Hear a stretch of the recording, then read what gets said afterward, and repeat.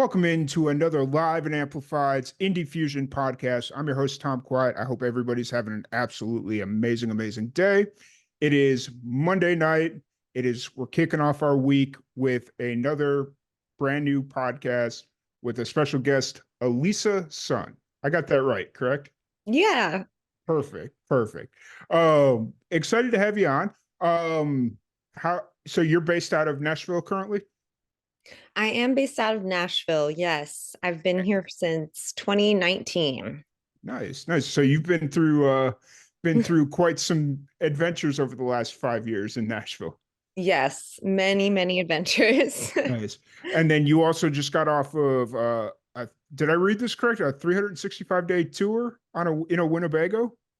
Yeah, that was well, I wouldn't say I just got off of that because it was in 2019 when I Okay. got off of that. Um, but it was a full year, 20 from so like 2018 to 2019 in a Winnebago, a big 30-foot Winnebago. So Yeah.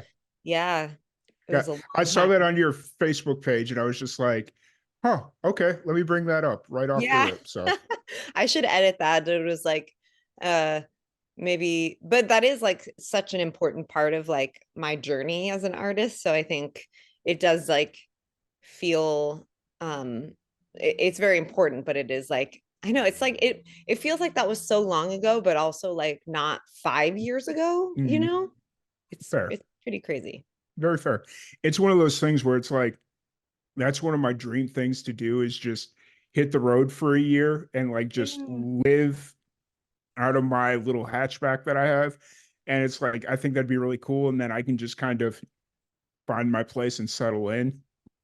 But I'm kind of Yeah. afraid to pull the trigger. So, Yeah, it is a big, I mean, you definitely are taking a risk. So it's I understand that. It's you got to be ready for the road and prepared for like unexpected things, unexpected expenses, things like mhm. that come up.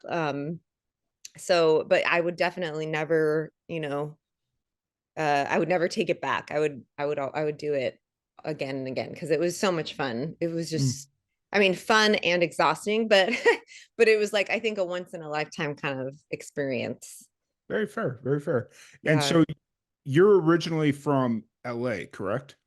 Yeah, I'm originally from Seal Beach, California, which is very, it's not technically LA, it's technically Orange County, but it's like such a small, it's like right on the line Mm. between Orange County and LA. Yeah, So anyway, yeah, that's where I'm from originally. Yes. fair.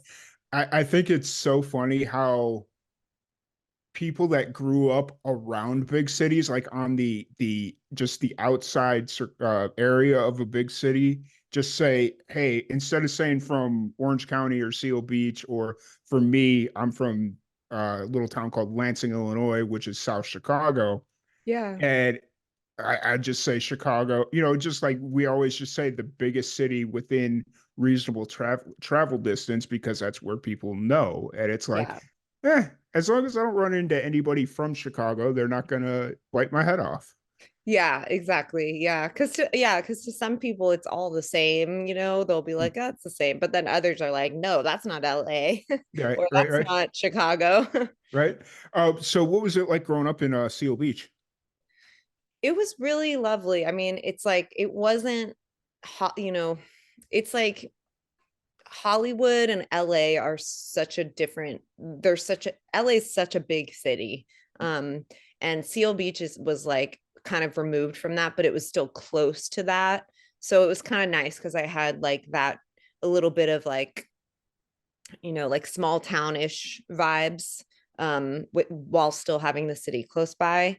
And it was lovely. I mean, I was very close to the ocean. So I grew up by the beach. I grew up surfing and like swimming, and I love the water. So that was very important to me, growing up. And it still is weird to live in a landlocked state for me, now, but yeah, it was great. Growing up there was great. Yes. So you mean to tell me you haven't checked out any of the lakes that just happen to surround Nashville? I've checked out some of the lakes. Okay.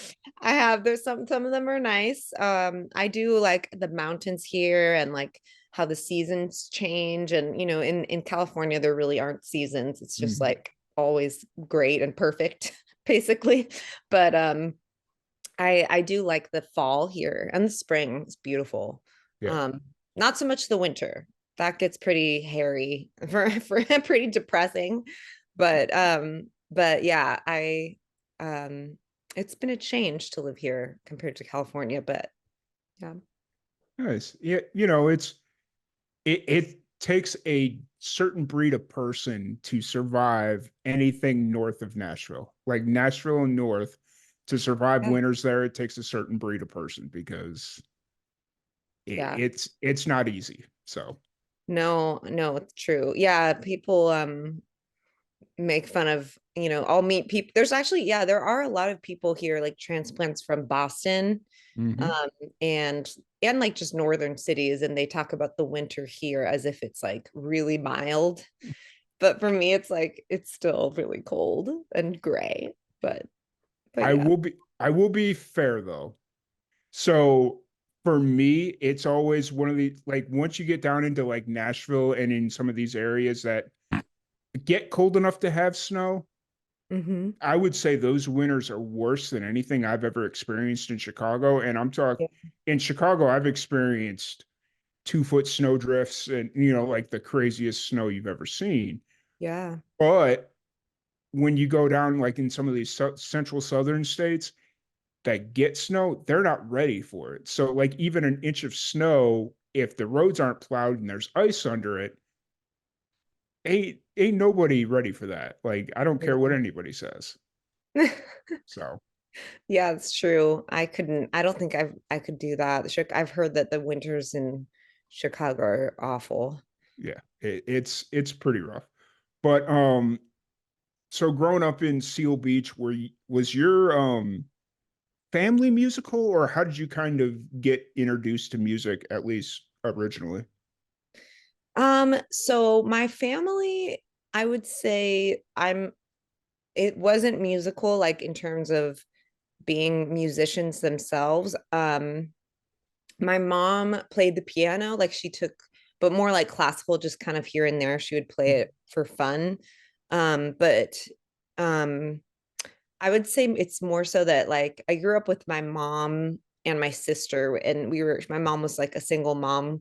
So it was like the three of us. And my mom definitely, while she's not a musician, she's not like a singer-songwriter, she definitely like played a lot of music in the house, in the car. She was always playing music, like whether it was like on the CD player or on the from the TV, or I don't know, there was always music playing, I feel like. And she had really good taste, in my opinion. So I think that influenced me a lot, like um in terms of like my style and what I like. So and then my older sister Nicole, she turned out to be a comedian. So we both kind of came out as like creative types, but we're kind of the first ones. Well, I mean, technically my grandparents were both scientists, but my grandmother painted Chinese watercolors, actually. Oh Like well. you can see the ones up here on my wall. Mm. Yeah. Those were painted by her. So she was Wow. an artist too, and she just did that for fun, like these beautiful watercolors. Yeah. Um, so yeah, but to answer your question, I'm the first like musician, like singer-songwriter kind of musician. Nice. That's really cool. And my grandpa used to do similar stuff where he just paint for fun, but Yeah, his job was a little bit more creative. He was a package designer, so it was kind of creative in its own right. And cool.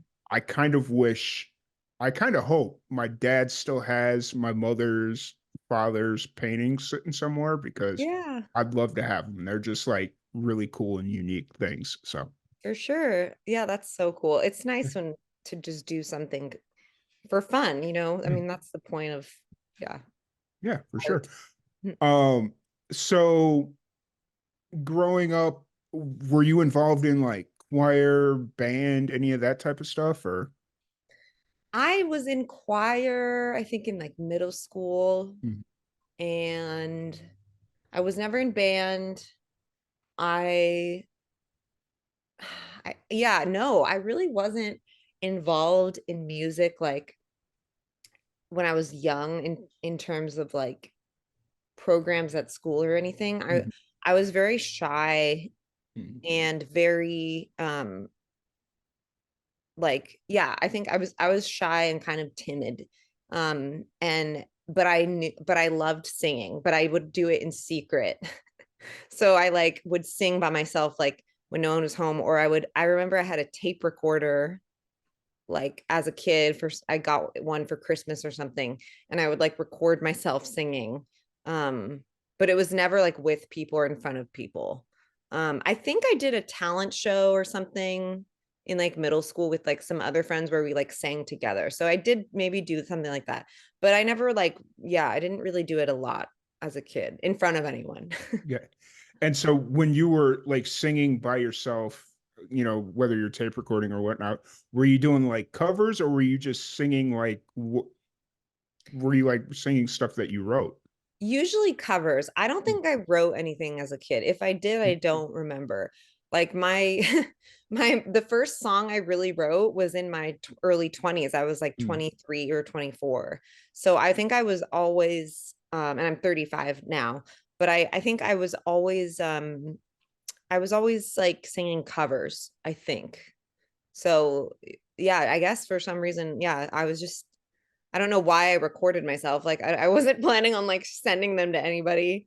I think I just thought it was cool to like press the button and record. I don't know. Fair. Very fair. Um, so when you wrote that first song, was there a pivotal moment that was like, hey, I wanna like try Yeah. this, or was it just kind of like natural? Um it was this is my cat. um I thought I heard him earlier, so yeah, she's my album is named after her. oh wow. Her name is Sarabi. Um anyway, oh my God, sorry, what was your question? So when you wrote that first song, Oh, what yeah, did you was there like a pivotal moment that was like, hey, I should start writing my own stuff, or did it just kind of naturally come out of you? yeah, well, my sister actually encouraged me. Like I knew I wanted to do that, but I didn't believe in myself Mm, because I just didn't think I was like I could never do that, like I just never registered. And but I knew I think I had all the skills. Like I could sing and I could play guitar and I liked journaling and writing, and it's like my sister was kind of like you have all the skills, like you can do it, just try it. um and because she's a comedian actually, and like not some people know this but others don't, that I started out writing like parody songs, like almost like Weird Al vibes. Like the first song that I like first exercise that I did to like write and was just doing a parody, like it was My Favorite Things from the Sound of Music, mhm, um the and I did My Favorite Things of San Francisco, because at the time I was living in San Francisco, and so it was like all these quirky like silly things about San Francisco. And that was like, but it was like almost like comedy. um and then I eventually started doing more of those. And then I finally got like I got dumped when I was like 23 or 24. And that's when I wrote my first like real like angry breakup song. And that's when I feel like the floodgates kind of opened and I mm. was like, oh, I can do this. Nice, nice. I I was literally before you even brought up the parody song, when you first brought up that your sister was a comedian, I was like, you guys should write like parody songs together. That would be amazing. I And then, know. oh man, but maybe someday down the line, because that used to be my favorite thing to do in college was I've always been a huge fan of like Weird Al and stuff just because Yeah. why not? And then Yeah. in college the in thing to do was to write parody songs. And so I was like, I'm not a songwriter, but I could take the structure of an existing song and just kind of replace the words and all that stuff. And Mhm. yeah, it Yeah, was fun. it's so much fun. It's fun. Yeah. And it's so much fun because it's comedy. The beautiful thing about comedy is like you can kind of connect to your like silly, your silly side and not take it so seriously. And that's really important. And it's hard to remember to do that like as you get more like professional and Mm, whatever. nice. So that first song you wrote, was that kind of the bug you needed to start pursuing music professionally, or coming out of like high school, what was the plan? Always music, or were you looking at going somewhere else? Yeah, I was definitely looking at going somewhere else because I went to college and um I studied anthropology in college. So I was actually very into, and I still am. I mean, I love learning about like things that are cultural anthropology, not so much like the like um archaeology or like that's interesting to me too, but like cultural anthropology is kind of studying or learning about culture and other Mhm. maybe cultures that are different from yours.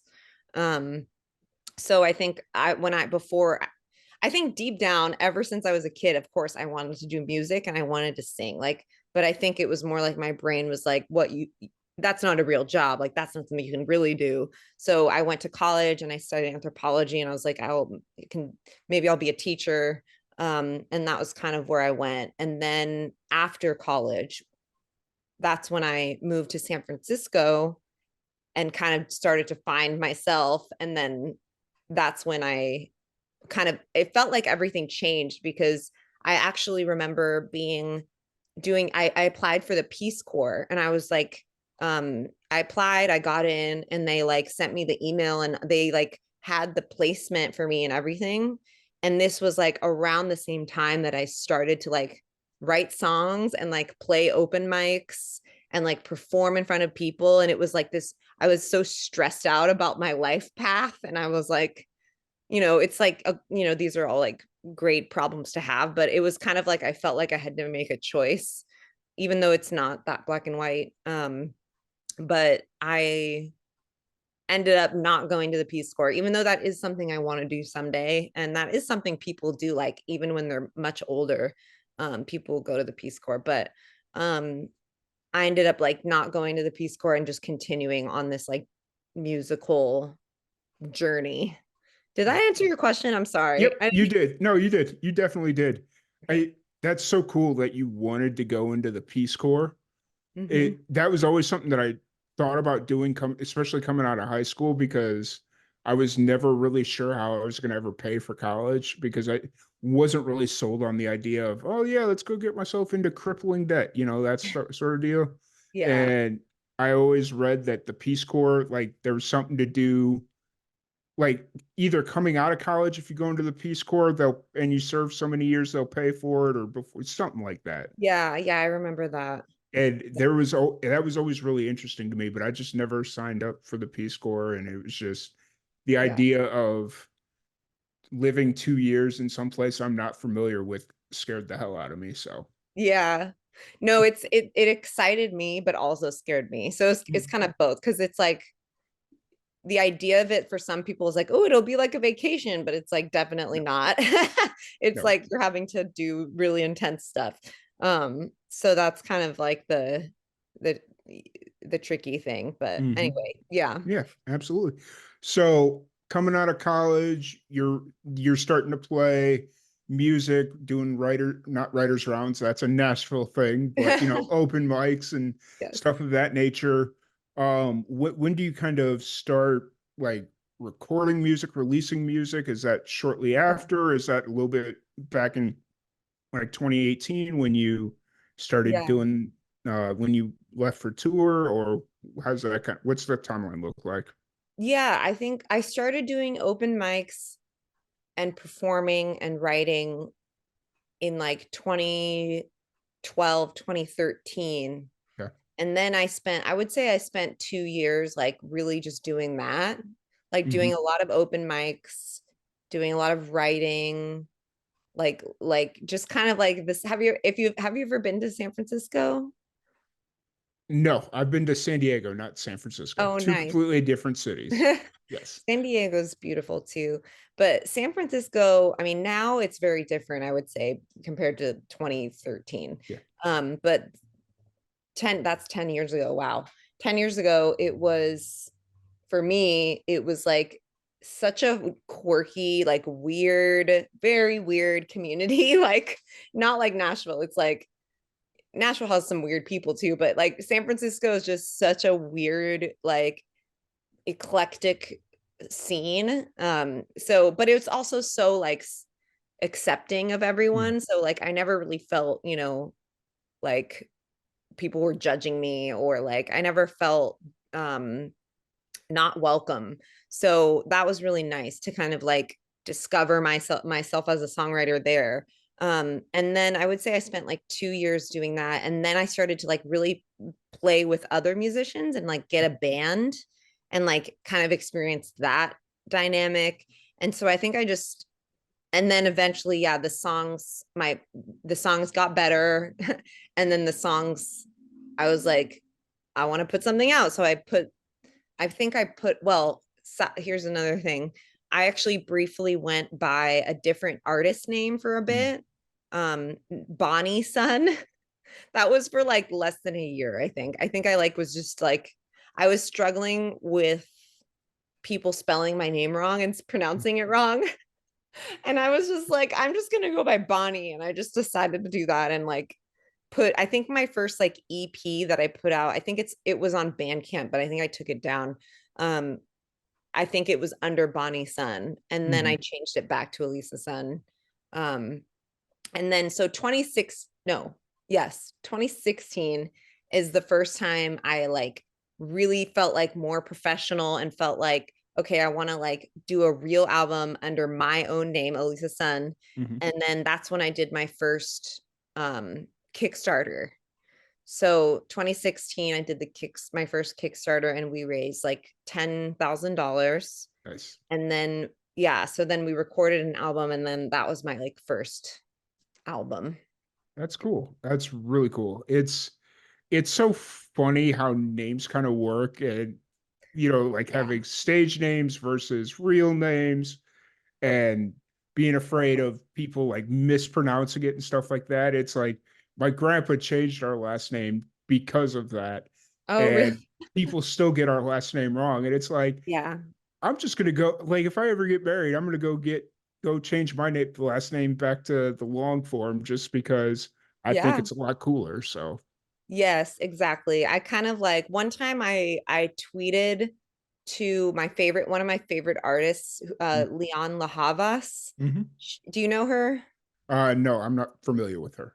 She's so great. She's very good artist. She's very like she's from the UK, but I like tweeted to her once because her name is tricky. Like it's spelled Leon, Lianne space La LA, and then last name Havas, Havas. And it's like I tweeted at her once, not thinking she would write back, but I was like, "Do you ever have issues with people like spelling your name wrong? Like, should I change mine?" And she wrote back and was like, don't worry about it. Like, just if you want to keep your name, and eventually people will know it. Like, you kind of have to just, yeah, It's one of those things where it's like you're the one that's got to live with it, and so it's yeah, just kind of like, all right, you know, people are going to mispronounce it either way, so yeah, it's it, true.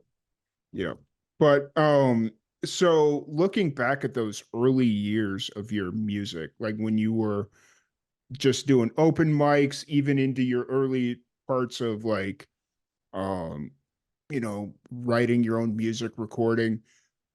How did you go about finding your sound? Did you always know you wanted to like flirt in the R&B, jazzy, soulful sound that you have now, or did that just kind of develop over time?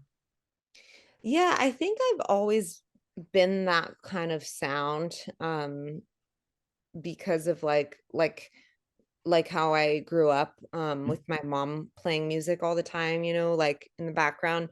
She's very into R&B, soul, like some folk, some rock, but very much like R&B, soul, and like a little bit of jazz, like bossa nova kind of Hmm. stuff. And then I think that's what made really like influenced me. I was always into that. So I think I'm still struggling though. Like I think every artist kind of struggles with finding their sound, you Hmm. know? Like it Yeah. feels like I'm always like, even if I put out an album like the one I just put out, I'm always like, ah, but it's not there yet. Like it's not really there. Like I Yeah. want, it's like, I don't know. I don't know how to describe it. But when you go through, when you're like, since you brought up your current album or the album that just dropped on the second, um, how do you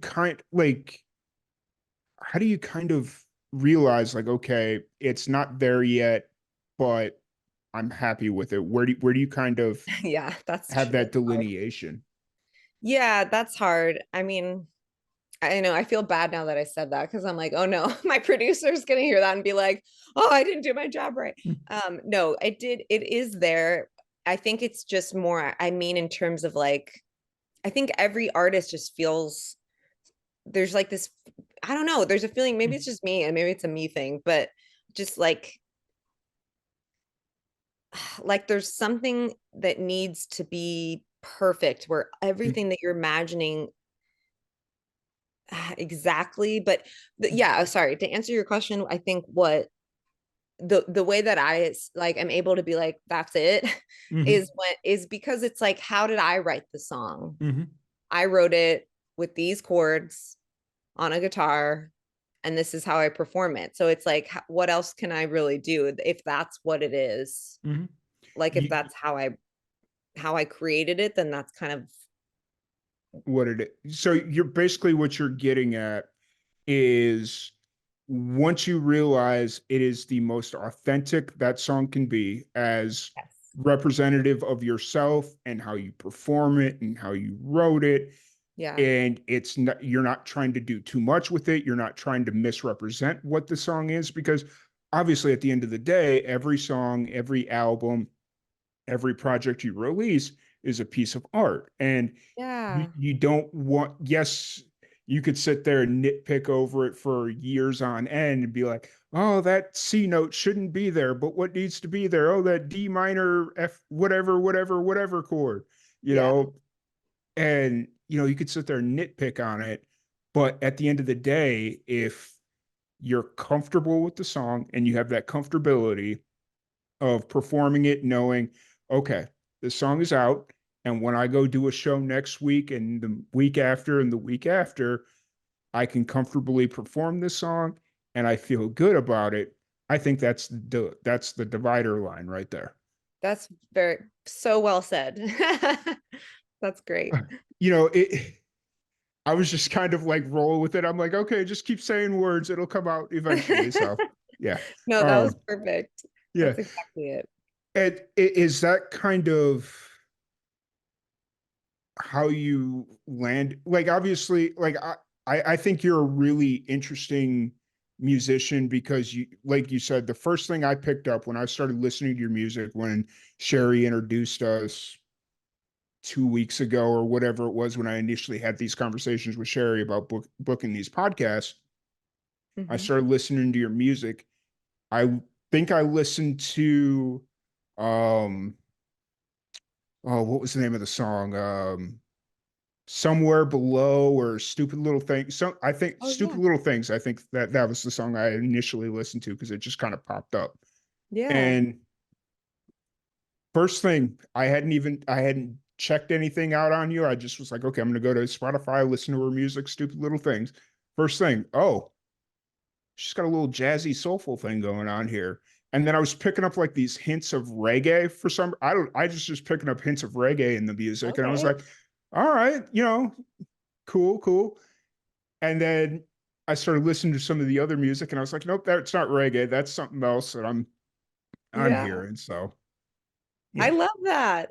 I love that. I mean, I grew up, I didn't really, well, maybe a little reggae, but I mean, I love Bob Marley, and Sublime is like such a like nostalgic band. I don't listen to them a lot anymore, but I feel like I grew up as a teenager listening to Sublime because of like because they're from Long Beach, which is Mm. California. So I wonder, yeah, that's interesting that that like comes through. That's cool. Yeah. I love reggae too. Is I think it was there was something about like there was a guitar part in Stupid Little Things that it had like the rhythm of it or something just kind of was Yeah. like, oh hey, um That's amazing. I love that. But it's so funny. Genre is such an interesting thing. It's like on in that same vein of me talking about like, oh, the sound isn't there yet. It's like part of me sometimes wonders about um my success, and thinking about like I would probably have more placements in like a playlist if I like really just zoned in on like jazz or like this is straight R&B, this is just soul, like, but it's like I'm interested in so many of those things that I try to just put them all together, but mhm. in a way that's like it's a really special thing, but sometimes it's not, Yeah. it doesn't land as well. Yeah. But you know what you're saying is you're not afraid to like stretch boundaries and just remain like because the soulful jazzy R&B singer is who you are. Like you Yeah. can't be anything else other than Ellisa. Like that's who Yeah, you are. Like, and that's true. that's the conversation I've been having with a lot of musicians recently as they're like, oh, I'm a country musician. And I was like, yeah, but I'm hearing a lot of rock tones in this, or I'm hearing a lot of blues tones in this. Why do you think you have to be country? It's like, well, because that's where I get the most placement or whatever. And I'm Yeah, like, exactly. It's but such a, yeah, it's so it, tough. it's one of those things where it's like, I think people are going to respect you more if you're authentic to who you are. And if you're like trying to hide the fact that there's this rocker deep down inside that just wants to scream at the world, why are you doing that to yourself? Yeah, that's so true. That's so Like, true. like even Snoop Dogg had a reggae phase. Like, you Yeah. know, the gangsterest rapper out there, and he's got a gospel album, a reggae Yeah. album, and it's like, yo, just go for it. Don't worry about it. Yeah. Yeah. Or like that new Andre 3000 album. Yep, yep.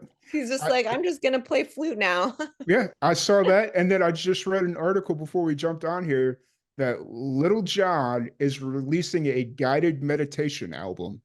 Oh my gosh, really? I don't know what that would sound like, but I read it on TMZ, and I was just like, huh. I I don't. love that. So That's so funny. Oh my gosh. the That's most so hyped guy out there, and he's leading a guided meditation. Look out, that's folks. so great. Oh my gosh, I can't wait to hear that. Right, right, right. Oh, so Sarabi, right? I'm saying that correctly? Yeah, Okay. yes. Sarabi is your full-length album. It dropped a few days ago. Um, just in general, what's the story behind this album and how long has it kind of been in the works? Yeah, it's been in the works for over 3 years. So it's been a long road. And it's wait, sorry, repeat that question for me one more time. What's the story behind it? How long's it been in the works? Okay, What was, yeah. yeah. Yeah, the story, I mean, what's interesting is like I didn't sit down and say I'm going to write an album. Um I I wrote a lot of songs in 2020 in the lockdown, like when we were all, a lot of us, some people wrote a lot of songs, some people didn't, but I did. And I did a lot of like songwriting challenges with people, or like I feel like I wrote a lot of songs. And then I also did a lot of co-writing because that's partly why I moved to Nashville, was Mhm. because like it's such a big town for that. And I being in California, it's just not as normal in other cities. Like people don't really like, they're not like, let's write together. It's not like Yeah. that casual. Um, so I did a lot of co-writing when I moved to Nashville. And then I was like, I'm gonna release. I need to release some more music. Like it's been a few years. I want to do that. Maybe I'll just do an EP. Like maybe I'll just do 4 or 5 songs. I don't have a budget. So I like had a meeting with Connor, who was my friend slash like we wrote together sometimes at the time, and he was like, yeah, let's work on an EP. Um, we'll make it work. And then my other friend Michael, he like the well, okay, so then I went through a huge breakup. So um I was in a really rough place. I was almost about to move back to California. I was like, it was the pandemic. Everyone was moving. Everyone was like, what the heck is happening? Like a lot of people were just kind of redefining their lives. Mhm. Like reevaluating. So I was like about to move back to California. I was going through this huge breakup. I was like, what am I gonna do? And my other friend Michael, like just kind of by chance, he was like, hey, I'm doing this class. I'm like in this class right now where I'm learning how to be a recording engineer, and they want to have us like take some bands in for free and record you. And he was like, you want to do that for a few songs? And I was like, yes. I was like, Yes. what? So I was like, okay, there's 4 songs. So we ended up going in, we did 4 songs. And that was in 2021, almost 2022. Um, and then after more time passed, I was like, you know what? Maybe we could do an album. Like I started to dream a little more, and I was like, maybe because I kept writing more songs too. So I'm like, maybe this could be something else. So I started to think about a crowdfunding campaign. So like Kickstarter, the one that I did this time was called I Fund Women. Mm. And I was really scared to do it because I did a Kickstarter all the way back in 2016. And I just remember, if you probably heard other artists talk about this. Kickstarters are so stressful. And like, you don't know if you're going to get the money. Like, you don't get the money if you don't hit your goal. Mm. Um, and at the time when I did my Kickstarter, I was like, I'm never doing that again. Yeah. But now, 8 years later, I was like, okay, it's been enough time. It's not like I'm doing this all the time. Like, I was like, maybe I can do this. So I chose I Fund Women. I did a campaign for an album, and it turned out to be more successful than I could have ever imagined. Like I got to my goal of 10K in like 4 days. And then I raised the goal, and I was like, let's raise the goal so that we can record another song. So we ended up raising 15K. So Wow. that was unbelievable. I'm still like in shock. And that's partly how, um, so yeah. So then we ended up getting the goal. And then over the course of the next year or two, we recorded the other 4 songs. So like Mm. those first 4 songs were with Michael, and then the other 4 were at Connor's house, who's Mm. my co-producer, at his studio. So that's kind of the story. There's more, but that's like Fair.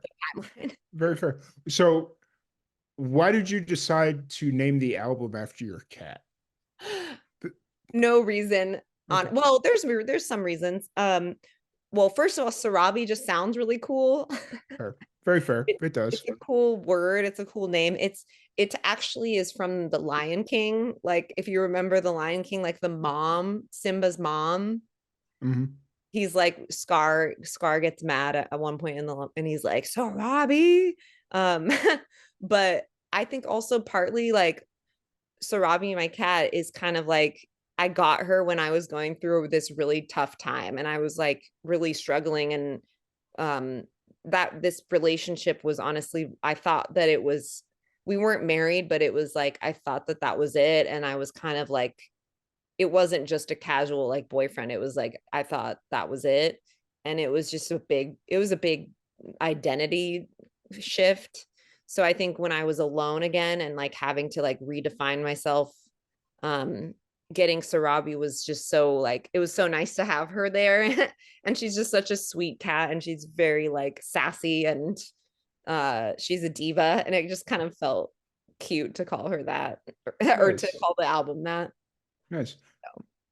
I'm so glad that you didn't end up going back to California. Like, I Oh, think the pandemic did it it did a lot of interesting things. Obviously, it was bad across the board, hundreds of thousands of millions of people died, just like bad across the board. yeah. But for people that were pursuing their dreams or wanted to pursue their dreams, it did a lot of interesting things. It gave them the opportunity to go after it because most people are not doing anything. So it's like, okay, you got time. You want to be a musician, start writing, start to learn, like whatever it is. Yeah.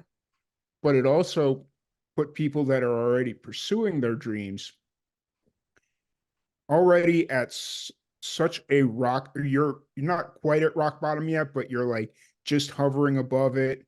And then in your situation, you had a couple of things happen where I'm only guessing that that was about as close to actual rock bottom as you've probably ever been in your life. Yeah, it was rough. Um, Yeah. and the fact that you stared it in its face and decided, nope, I'm better than this, or I'm above this. I'm going to continue to move forward. This is a minute footstep or minute footnote, not footstep, footnote. That's the word I was looking for. In my life, I'm going to keep going. That is absolutely amazing. Oh, thank you. That's so kind of you to say. That's really sweet. Yeah. I'm It, that makes me feel so good. but Thank it, you. it's just one of those things where it's it helped. I think the pandemic helped build character for a lot of people. It helped expose the real ones versus the pretenders. Yeah, And I'm going to absolutely. leave it at that. Absolutely. So, and I Absolutely. just realized I didn't change out of my work shirt. Dang Oh. it. So now they're getting all kinds of free publicity. Thanks. Sweet. But Oh, is that I, the radio station? it's a TV station. I Oh, work for a cool. TV station. So, uh, Nice. yeah. And so my boss is probably sitting on the other side, like, yes, free promo. Yes, yes. Um, but so now that the album's out, what's kind of running through your mind right now? Are you like, yeah, Oh, um, day at honestly, right now I'm like one day at a time because I'm feeling it's Monday today. I literally just had the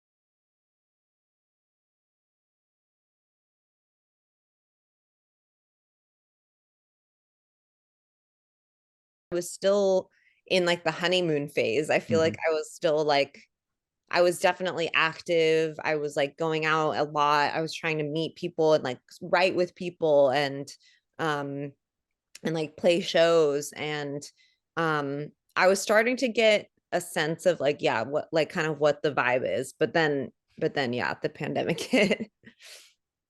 Nice, nice. Um, so now looking forward, we've talked about the past. You got your album out now. Yeah. What's the plan looking forward? Are you already thinking about the next project, or are you just kind of Yeah. want Sarabi to just kind of be what it is, and then in the next couple of months you'll start looking at the next thing? Yeah, well, one thing I should mention is I have a residency, so I am looking forward to that. So for the month of March, I haven't Mm, really announced it yet, but I probably will, or I will this week.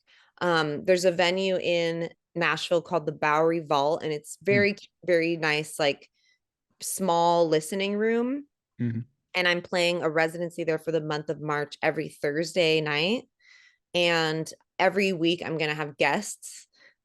So most of them are my friends and they're like really great musicians. So I'm really looking forward to that because I'll be like probably playing songs from the album, but also new stuff. mhm. Um, and then hopefully in the spring and summer, I'll do some like little tours here and there, Yeah. like on the weekends. And then as far as like the next album, I definitely have an album. Like I've written Yeah. enough songs over the past because it's like these songs I wrote in 2020, like they're very old now, Yeah. a lot of them. Fair. So I have a lot of songs I've written like over the last few years. But I haven't really sat down with them yet to like start thinking about the next thing. Um some days I'm like I want to do like a jazz, like I said before, I want to do something that's like one genre. Mhm. So I'm kind of like, maybe I'll do that, but I don't know yet. I'm like, some days I'm like, I want to do a jazz album. And some days I'm like, I want to just do a folk, like singer, just me and a guitar and Mhm. nothing else. Like, cause that'll be easier, first of all, than like getting a whole band and having to worry about recording and money and all that stuff. Fair. Um, yeah, so that I don't know if that answers your question. No, it definitely does. But you touched on something that got me thinking a little bit. I My concern with independent musicians right now is they fall into this trap that they have to record every song that they write, like or every song that they perform at a show. And I Yeah. don't necessarily think that's the case because it's No, like if you record everything that you play at a show, what entices people to come to a show? that's true. That's You very know, true. that's just the random thought that popped into my head. Like, Yeah. Yeah, I don't. because if you're yeah, you need to keep always creating something Mhm, new. Like it otherwise, yeah, it's not exciting anymore mhm. to know anybody. Yeah. What is your writing process right now? Are you obviously you've been seems like you've been writing a lot. Are you very sporadic with your writing, or because you have a full-time job and your time is very, I'll say, Yeah. fractured throughout the day as far as like when you can write and can't write? Do Hmm. you find you have to be more disciplined with your writing and like, okay, 7 to 9, let's write, you know? Yeah. You know, last I actually did a challenge last year and this year. I did the Mm, song a day challenge where you write a song every day. mhm, So I did that. And it's hard. It's so hard. um, and yeah, I think I try to, I don't know. I'm not that was obviously, I had discipline with that because I was like, mm, I have to write a song every day. yeah. But when I don't have to, it's honestly just chaos. It's just like, it's like I'll Fair. find an hour here or there to be like, oh, I'm gonna write, or I'll just like feel it and be like, oh, I want to do this, or usually, yeah, when I have more free time. So like on weekends, I don't really have like a schedule, but I probably should make one. Um, so it kind of just comes, yeah, it kind of just comes out when it comes out. Fair enough. Fair enough. So outside of music, you mentioned you have a day job, but what do you do to kind of decompress from everything, from life? Well, I love yoga. I used to be a yoga teacher. Oh wow. Um, Yeah. and when I can, I'll go to like a class or just do it on my own at home. That definitely helps me like decompress. Or like just moving my body, like exercising. And I used to be a swimmer. Like in college, I was like an athlete and on the swim team. Oh wow. So I used to swim more, but now it's like it's such a process to like go to the pool and uh you have to, I don't know, it's just it's harder than just like Yeah. doing something at home. But Where I do when swim. Yeah. yeah, when you were in like college, it's like second nature. It's like, okay, we're at the pool, now it's just like, okay, I gotta get in the car, gotta go to the pool, gotta get into the bait, and it's Yeah, the suit and like the got all the stuff and then it takes, yeah, it's a lot more time, especially if it's like cold outside. Like that's like I don't want to, yeah. yeah, But right, that right. is I do love swimming is like my it's definitely the most like meditative thing for me. I always feel so much better when I swim. Hmm. What else? What do I um Have you watched any good movies recently? Do you watch a lot of TV or I've been very into the Great British Baking Show. okay. I like baking. I'm not like super good at it, but I do like baking. That sometimes that's very and I, cooking can be really like therapeutic Mhm. too. Um and the Great British Baking Show is just fun because it's like I love like seeing what they make and like Mhm. it's just incredible what they can do. And then it's just like a really sweet show. Like it's like the people are really nice to each other. It's like the opposite of like Like the American like American. drama reality Right, TV. right. Fair Um, enough. but Cooking. movies, yeah, I really want to see like all the Oscar movies. Like I haven't really seen many of them. Like, what are the ones that are nominated? Like Maestro and Mm. like I haven't seen Oppenheimer yet. I do want to see that too. I saw it's on. Did I see it was on Peacock? Like I was on Peacock this weekend, and I was just kind of looking through their movies, and I Yeah. don't know if it was available on Peacock or if it was just like, hey, you can rent it through Peacock, and Oh, you know, nice. That's but cool. I'll have to do that. so it's just kind of like if it's there for free and I don't gotta pay nothing, I'm gonna definitely watch. It's movies for me. I used to be that guy like every weekend it was like or every Thursday night when the midnight release would come out, it's like, okay, we're going to see whatever it is. But Yeah. now it's just kind of like, nah, Yeah. I'm good. So, Yeah. I hear that. but I think part of it's like I'd rather be doing a podcast with people like you or working on a project, stuff like I Yeah. think I'm starting to become addicted to my work, which I don't know if that's healthy, but maybe it is. I don't know. So, Yeah, there's a balance. It's like, yeah, I think it's good to take breaks from like if you're I like watching too much TV. Yeah, mm, sometimes I get like in moments where I'm like binging a show and I'm like, I need to stop. right. Things like that. Actually, the last couple, like, so early in January, it was like I was watching a lot of TV. Like, I do the podcast, but it was like after the podcast, I'd watch like 4 hours of TV. Yeah. And now, like, the last 2 weeks, I've gone the complete opposite where my TV hasn't been on in 2 weeks. Oh, wow. That's So it's great. just kind of like, I got to find the happy medium in there somewhere. Yes, So, exactly. but, Exactly. um, so kind of looking at your music right now and just kind of where you're at, what's your motivation right now? What's keeping you motivated? Um, hmm, that's a good question. Um, Probably just I don't know. Oh my gosh. That's hard to answer. I mean, I think it's just me. It's like there's no reason not to be doing it, like for Mhm. me. Like it's just something that I'm always gonna I have to do it, kind Mhm. of. Yeah. Like, um, because for me it's like it's also my it's like my therapy. It's like my release. too. Um, so it's like I can't really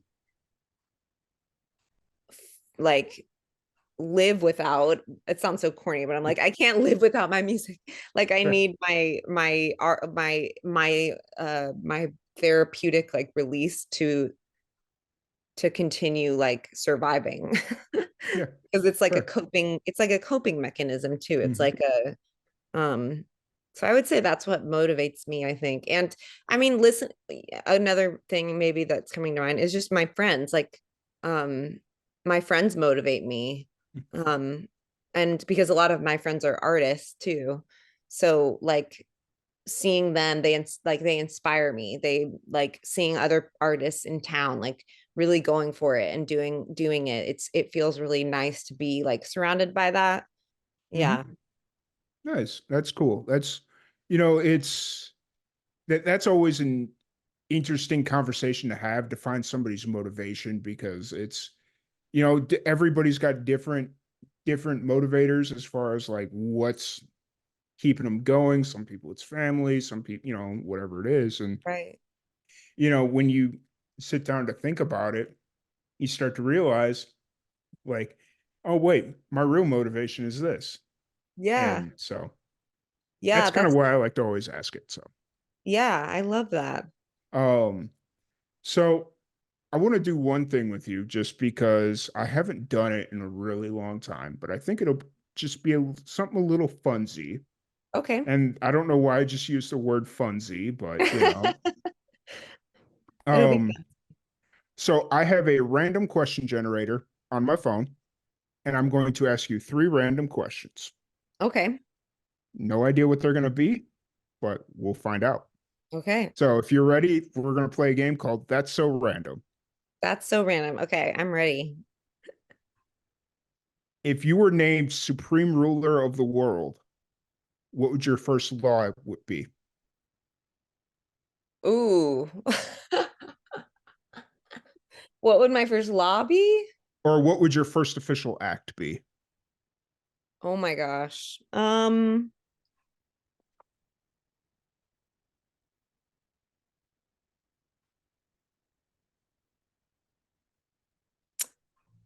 Oh man.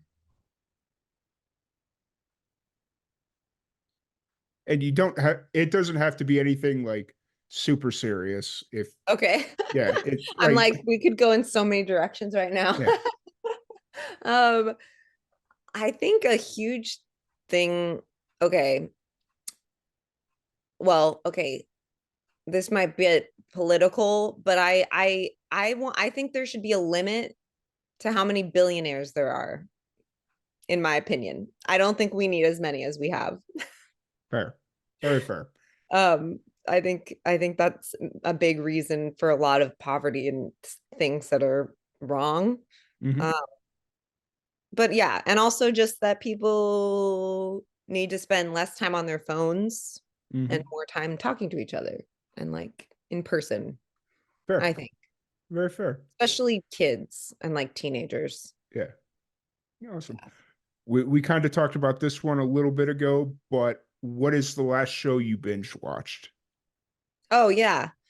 Um, Great British Baking Show. Oh, I just binge watched another one recently. Top Chef. Okay. I guess I've been into cooking shows lately. And also The Gilded Age on HBO. Is that a historical Yeah, show? Okay. Yeah. it's like a historical, I guess, yeah, like historical fiction kind of thing. It's very well done. Very good show. Very good show. Nice. And for the most random question I've ever seen on this app, if the sky is green and the ground is blue, why do chickens moo? What? That's the random question. I Wait, told you. what is it again?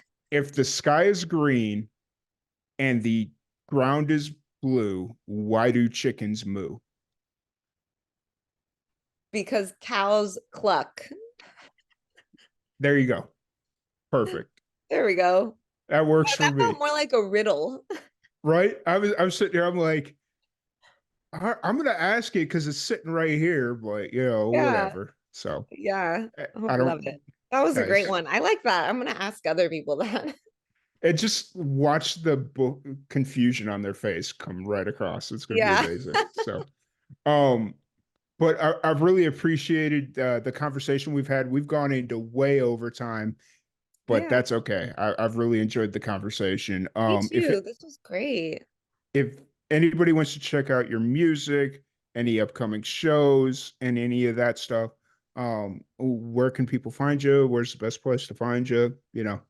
Yeah, just search Elisa Sun and this make sure it's spelled right. It's just Ellisa and last name Sun, like the sun in the sky. And then yeah, on social media, it's Elisa Sun Music. But that's it. Yeah, it's everywhere, everywhere, like wherever you listen to music. Some people are Spotify people, some people are Apple Music people, some people are Pandora people. Hmm. I don't know. Some Napster, people. apparently. Napster's Yep. still a thing. Yep. Napsters. People are getting their retribution on Napster because apparently they pay pretty good. So. Oh, really? Oh, Mhm. good to know. Okay. Like if you go and look at like the actual, how some people on social media they'll post like, oh hey, Spotify pays this per view or like per listen or whatever. Yeah. If you go find like an actual one that hasn't been like modified for posting like for that certain thing, Yeah. supposedly like Napster is one of the best paying ones. Wow. That's So great. Good for them. I'm glad. had to do something. Yeah. I'm kind of surprised it's not more popular because I remember in the late 90s, early 2000s, it was like everybody had Napster. Yep. I remember. Yeah. Yeah. LimeWire and Napster. Yep. I mean, I'm sure we could sit here. We're about the same age, so we could sit here and talk about the 90s and early 2000s like Yeah. nothing. So, Yeah. The good old days, but also right. not really like that was a crazy time for music, I think, too. But Yeah. Yeah. yeah. 100% agreed. Yeah. And then before we wrap this up, what's one piece of advice you have for the young musicians out there? Oh, um, I would say just keep going and just like you talked about, like being authentic to yourself and Hmm. always like, even if it doesn't feel like other people think that that's right, like just always do it feels authentic for you. Yeah, I would say that. 100% agreed. 100% agreed. Yeah. But really appreciate you taking the time to sit down and chat with us. It's been an absolute blast. Yeah. Everybody go check out our music. The link to the most recent album will be in the description if you're listening to this on Spotify after the live recording. Um, the Spotify link, Instagram link, it'll all be there. So once again, thank you so much. Really appreciate you. Thank you everybody for tuning in, and we will catch you all later.